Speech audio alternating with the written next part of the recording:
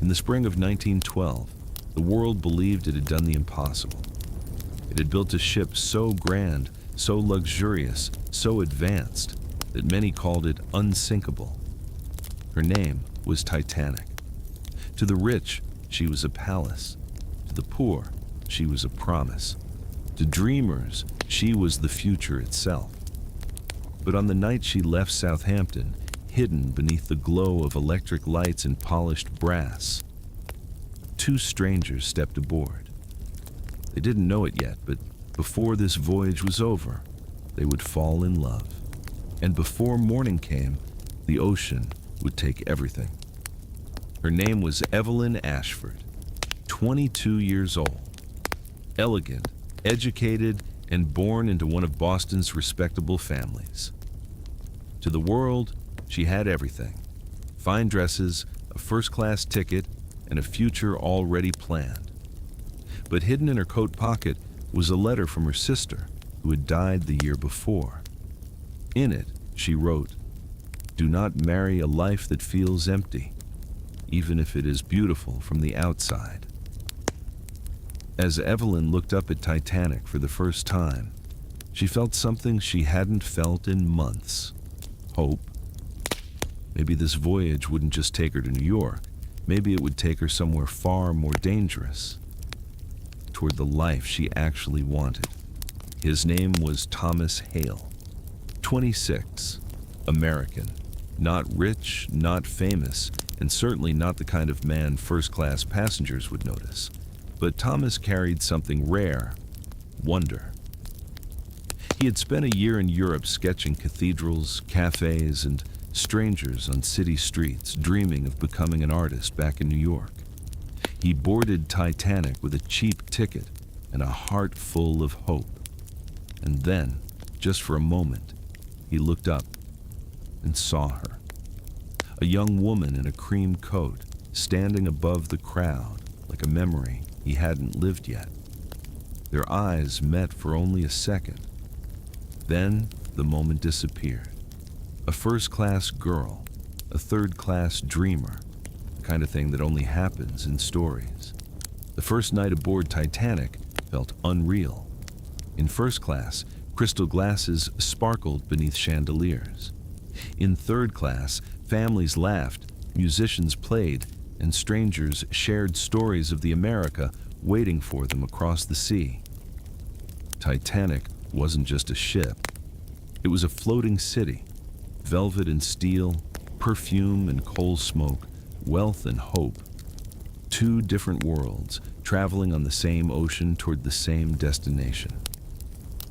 That night, unable to sleep, Evelyn slipped away from the life everyone expected her to live. And below, under cold stars and sea wind, Thomas stood alone, sketching the curve of the rail as if he were trying to draw a dream before it disappeared. She found him by accident, or maybe it wasn't an accident at all. On a cold, nearly empty deck, Evelyn saw the young man from earlier standing at the rail with a sketchbook in his hands. But he wasn't drawing the ship. He was drawing the golden reflection of Titanic's lights trembling across the black water. "Most people would draw the ship," she said. He turned and smiled. "Most people look at the ship," he replied. "I wanted to draw what it leaves behind." In that moment, something changed. The ocean still roared around them. The night was still freezing, but suddenly she didn't feel alone anymore. Their first conversation lasted only 11 minutes. He told her his name, Thomas Hale, from New York, an artist, or at least trying to be. She told him only one thing: Evelyn. No last. The next day, Titanic glittered beneath a sky so blue it barely seemed real. In first class, Evelyn sat through lunch with people who spoke of marriage like business and women like decoration. She smiled when expected, nodded when required. But all she could think about was a scarf, a sketchbook, and the way a stranger had spoken to her like she mattered. Below deck, Thomas tried to draw anything else. He couldn't. Every page turned into the same face. By afternoon, The second night wasn't an accident. It was a choice. This time, Evelyn arrived first, standing at the rail with his scarf still around her neck. "You came back," Thomas said softly. "I nearly didn't," she answered. They walked beneath a sky so full of stars it felt unreal. And for the first time, they spoke about the things people usually hide: fear, regret, childhood dreams, and the quiet pain of wanting a life no one around you understands. Then Thomas said something no one had ever said to her before. Maybe disappearing is what people call it, when a woman refuses. By the third day, Titanic no longer felt like a ship. It felt like a secret. They found moments where they could: a glance across a corridor, a few stolen words near the promenade, a note hidden where only the other would find it. At night, Thomas showed Evelyn how to see the ship the way he did. Not as wealth, not as status, but as light, texture, movement, and silence. She showed him something too: the loneliness hidden inside luxury. He drew her hands. She laughed at how serious he looked while sketching.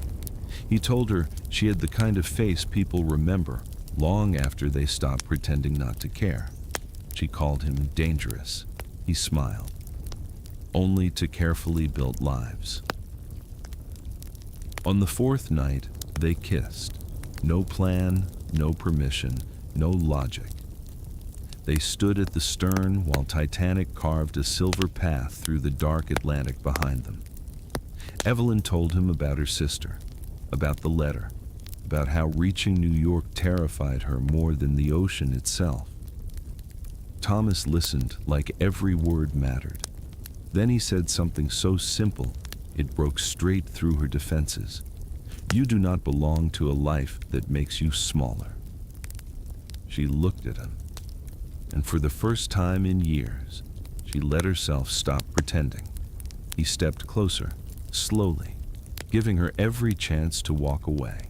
She didn't, and when he kissed her beneath the cold stars, Titanic, for one impossible moment, felt like the safest place on earth.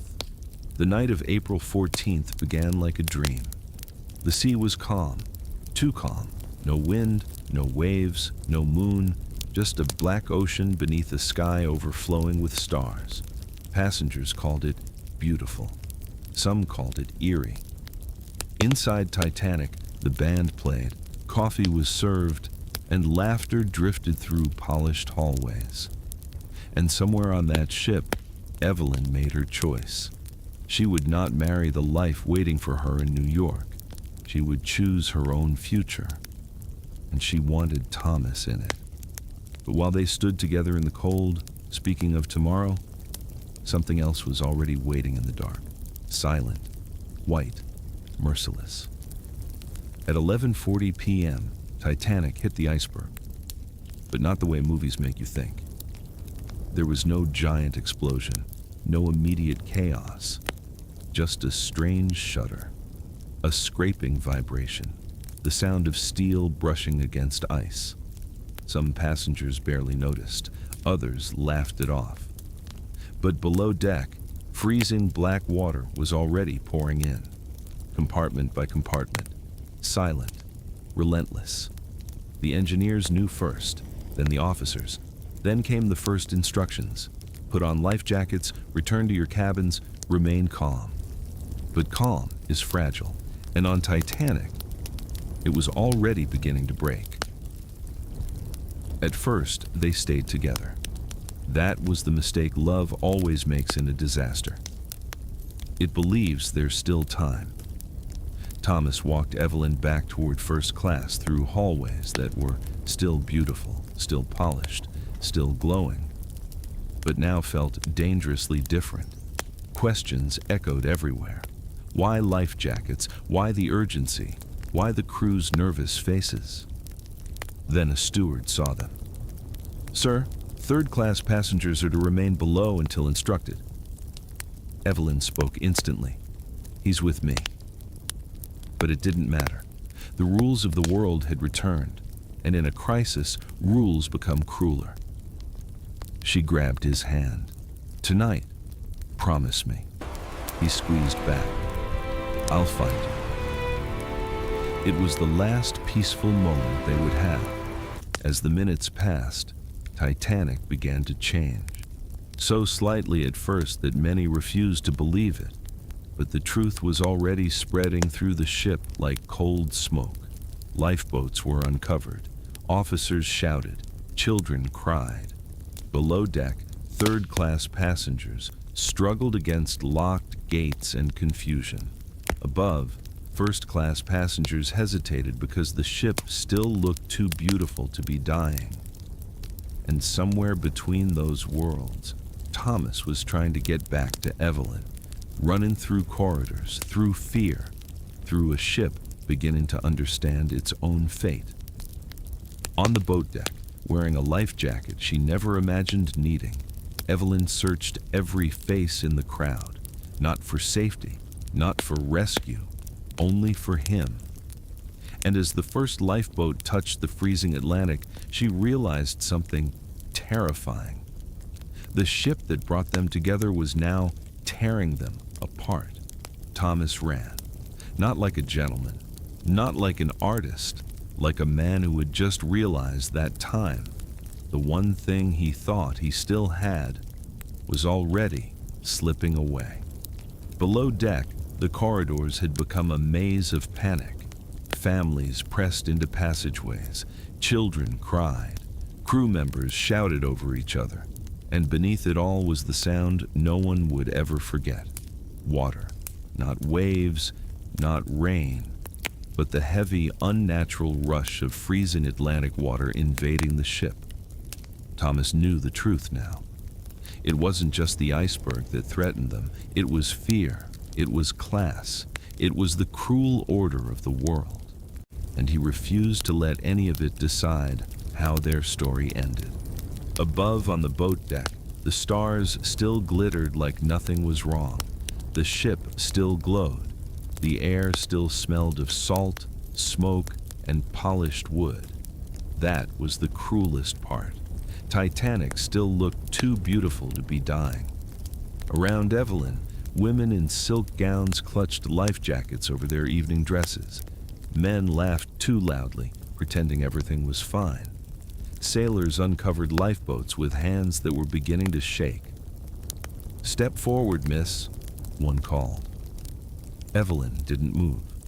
"I'm waiting for someone." He barely looked at her. "We all are."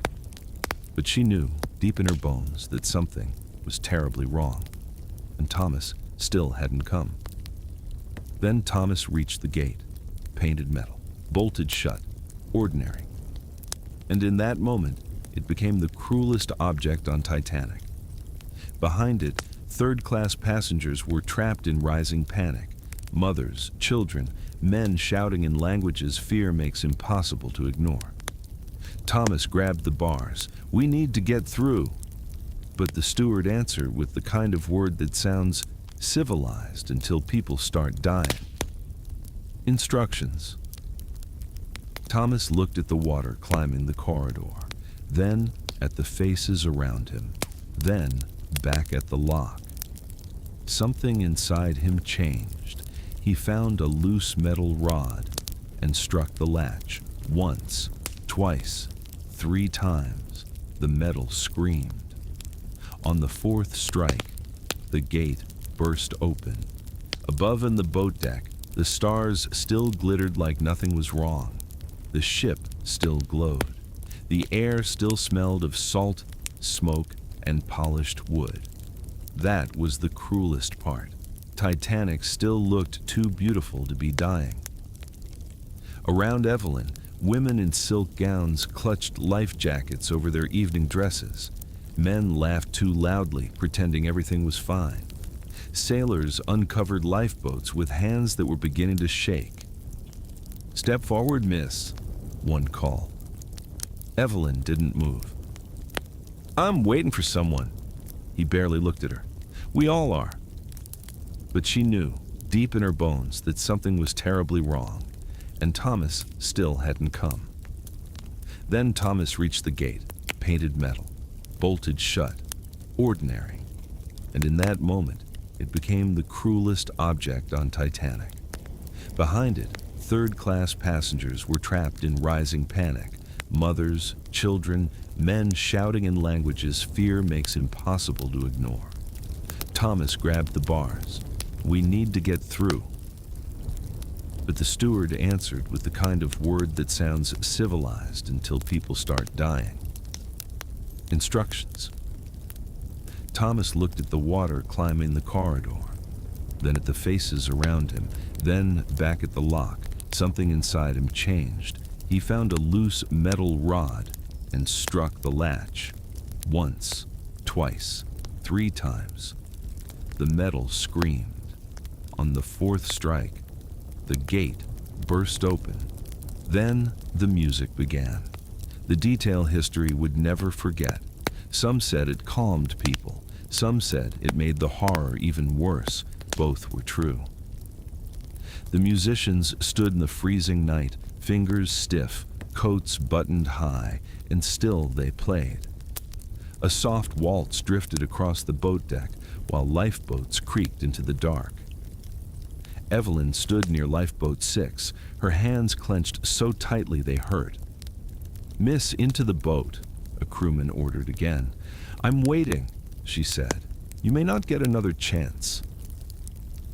"I know."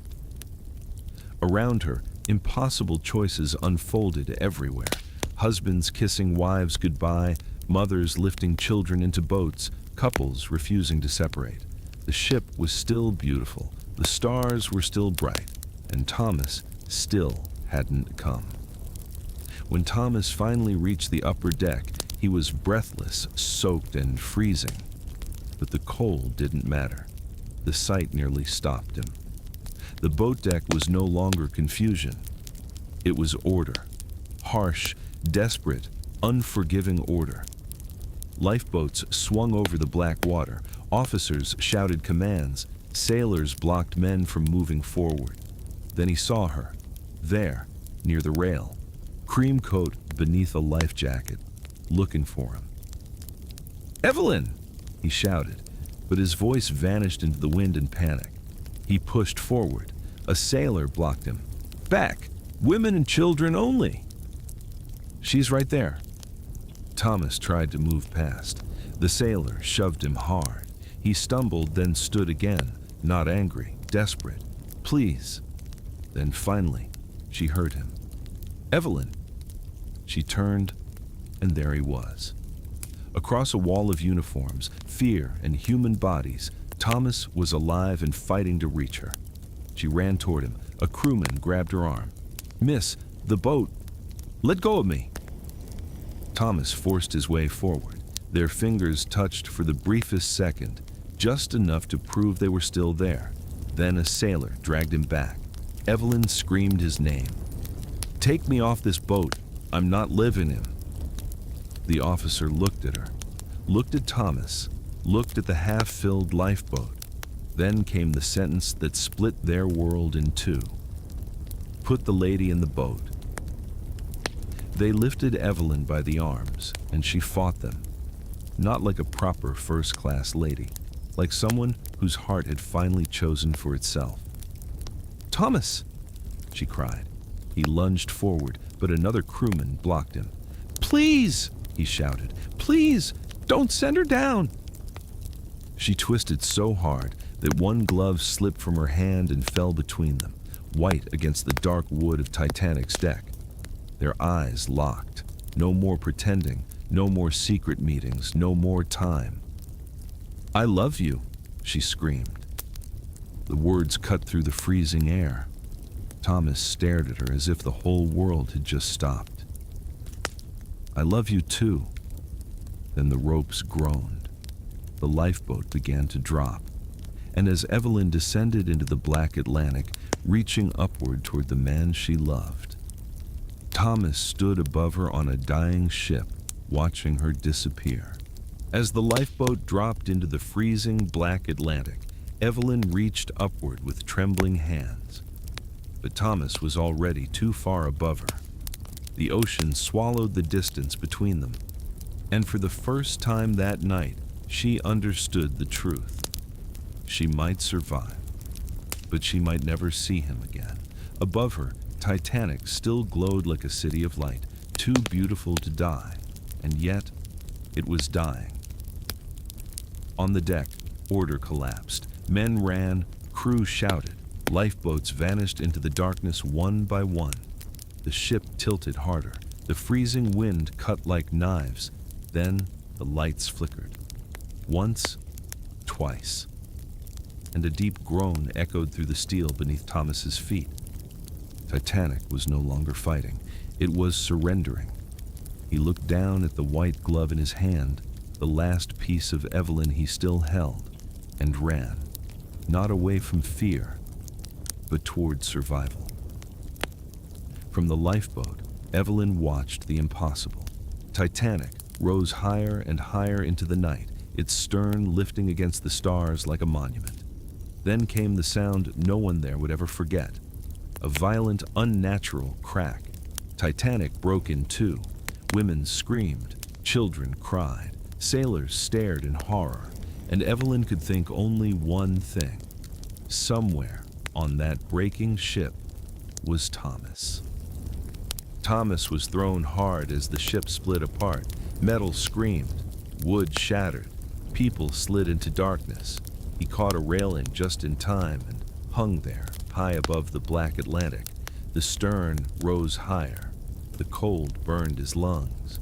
Below him waited the ocean, endless and merciless. Thomas closed his eyes and remembered only Evelyn, her smile, her touch, her voice saying, "I love you." Then Titanic gave one final shudder, and Thomas let go. The water was worse than pain.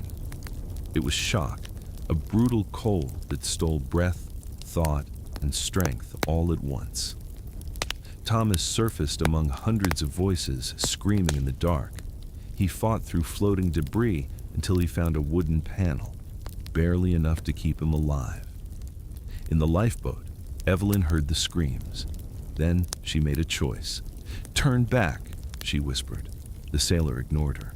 "Turn back," she screamed. And finally, the lifeboat turned.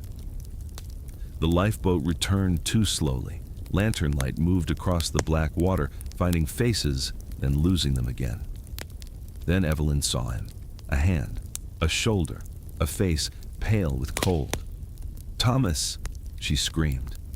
Sailors pulled him into the boat. His body was limp, his lips were blue, his eyes barely open. Evelyn collapsed beside him, holding him in her lap. "Stay with me, please." For one terrible moment, he didn't move. Then his fingers twitched, still holding her glove. Dawn came slowly over the Atlantic. Titanic was gone. No music, no laughter, no grand ship. Only survivors, wrapped in blankets, staring into a future divided forever into before and after. Then Thomas opened his eyes. Evelyn was still there, tears on her cheeks, refusing to let go. "You came back," he whispered. She smiled through tears. "I told you I would not leave you." History would remember the ship, the iceberg, the tragedy, but the ocean remembered something else. On the coldest night in the Atlantic, two hearts refused to drown.